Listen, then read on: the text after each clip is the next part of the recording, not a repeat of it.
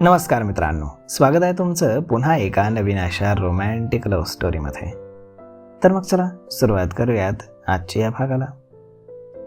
समीर आणि गाथाचे बाबा गाथाला घरी घेऊन आले. आलात तुम्ही? गिफ्ट आवडलं का त्यांना? आणि साखरपुडा कधी आहे? मी तर म्हणते बाबा, त्यांनी रितसर गाथाला मागणी घालायला यायला पाहिजे. माया ते आल्या आल्या बडबड करत सुटली आणि गाथाच्या डोळ्यातनं अश्रू पुन्हा वाहू लागले. गाथा, काय झालं? तू का रडतीयस? ओह, आता समजलं. काही दिवसातच तुझं लग्न होऊन तू हे घर सोडून सासरी जाणार म्हणून रडू येते ना? पण पागल, आपण मुंबईतच आहे.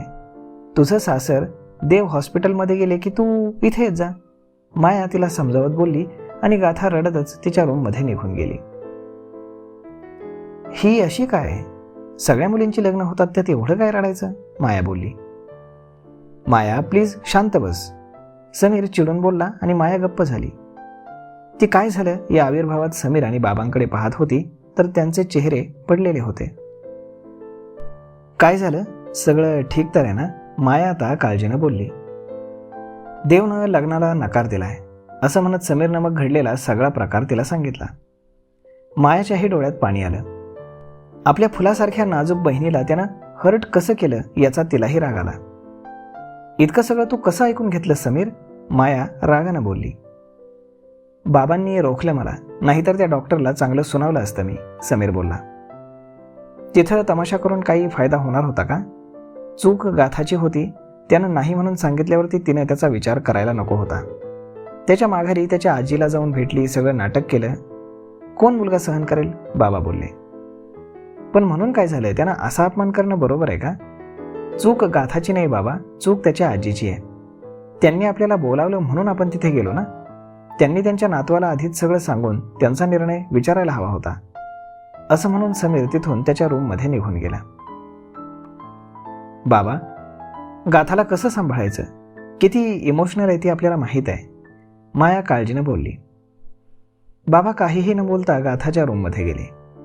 तिचा प्रेमभंग झाला होता. तिला समजावून यातून बाहेर काढणं भाग होतं.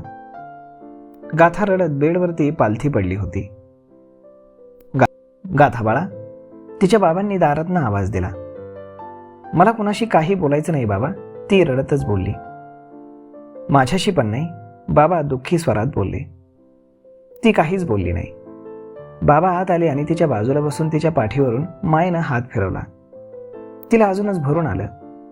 तिनं रडतच त्यांच्या मांडीवर डोकं ठेवलं. ते तिला कुरवाळू लागले. तिचं दुःख अश्रूंच्या मार्फत बाहेर निघत होतं. रडल्यावर माणसाचं मन हलकं होतं असं म्हणतात आणि बाबा तिचं मन हलकं होऊ देत होते. थोडा वेळ रडून ती शांत झाली. तशीच त्यांच्या मांडीवरती डोकं ठेवून होती ती. मी खरंच अल्लड आणि बिघडलेली मुलगी आहे का बाबा? एक पत्नी म्हणून, एक सून म्हणून मी कधीच कुणाची पसंती होऊ शकत नाही का? तू असा का विचार करतेस बाळा? तू जशी आहेस खूप छान आहेस. कोणी काहीही बोलू दे, मला माहीत आहे माझं बाळ जगातलं सगळ्यात गुणी बाळ आहे. तू अल्लड अवखळ स्वभावाची जरी असलीस ना तरी तुझं मन खूप साफ आहे. यात सगळ्यांसाठी प्रेम, आदर, आपुलकी आहे. कुणाचंही दुःख तुला पाहवत नाही. इतरांच्या आनंदामध्ये आणि सुखातही तू खुश असतेस.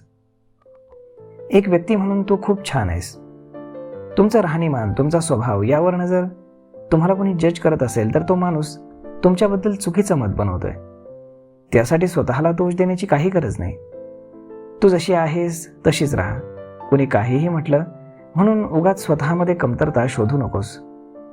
देव तुझं खरं प्रेम आहे की आवड हे आत्ताच सांगता येणार नाही, पण उगाच त्याच्यासाठी तू स्वतःला बदलावंस हे चुकीचं आहे. जसे तुझे विचार आहेत, तुझ्या आवडीनिवडी आहेत, तशाच त्याच्याही आहेत.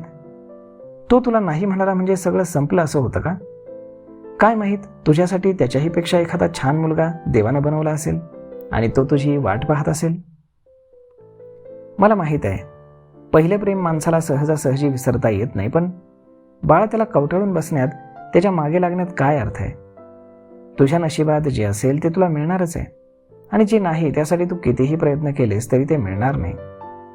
त्यामुळे देवचा विचार डोक्यातनं काढून टाक.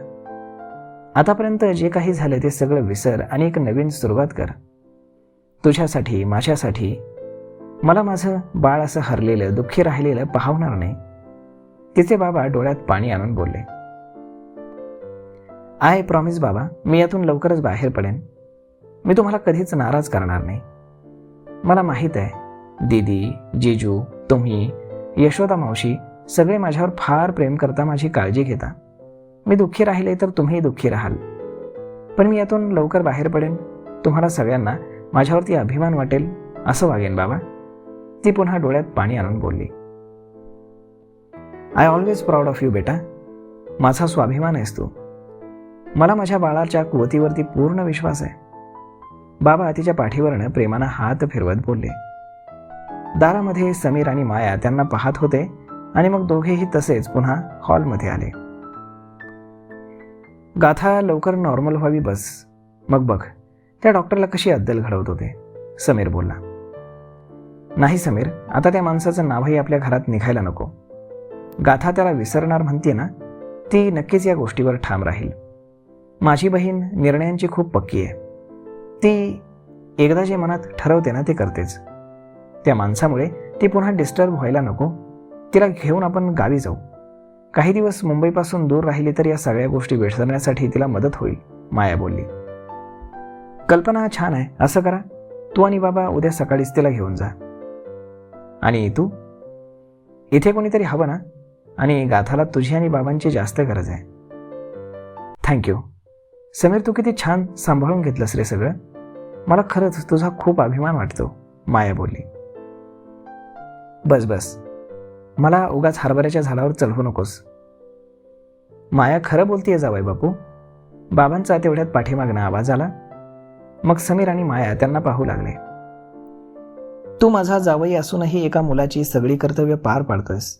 मलाही तुझा फार अभिमान वाटतो, बाबा बोलले.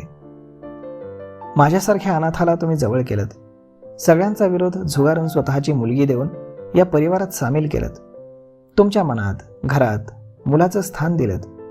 त्या नाते मी या घरचा जावई नाही तर मोठा मुलगाच आहे, आणि हा माझाच परिवार आहे. या घरावर येणाऱ्या दुःखाला आधी माझा सामना करावा लागेल, समीर भाऊक होत बोलला.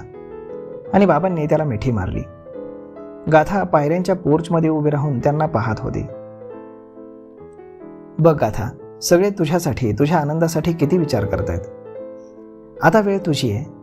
सगळं विसरून तू त्यांना आनंदी ठेवू शकतेस. बाबा बरोबर बोलत होते. जे नशिबात आहे ते मिळतं, आणि जे नाही ते कितीही प्रयत्न केला तरी मिळतच नाही. देव तुझ्या नशिबात नाही त्याचा विचार सोड. तिचं मन तिला म्हणालं, आणि गाथानं एक दीर्घ श्वास घेतला आणि ती तिच्या रूमकडे पुन्हा गेली. तर मग मित्रांनो, आता गाथा खरंच येईल का या धक्क्यातनं बाहेर, पाहूयात पुढच्या भागामध्ये. भेटूयात पुढच्या एका नवीन व्हिडिओमध्ये. तोपर्यंत तुम्हाला आजचा हा भाग, ही लव्ह स्टोरी कशी वाटली हे तुम्ही आम्हाला कमेंट करून नक्कीच सांगा. आणि जर आवडली असेल तर आपल्या जवळच्या मित्रमंडळींसोबत देखील हा व्हिडिओ तुम्ही शेअर करायला विसरू नका. धन्यवाद.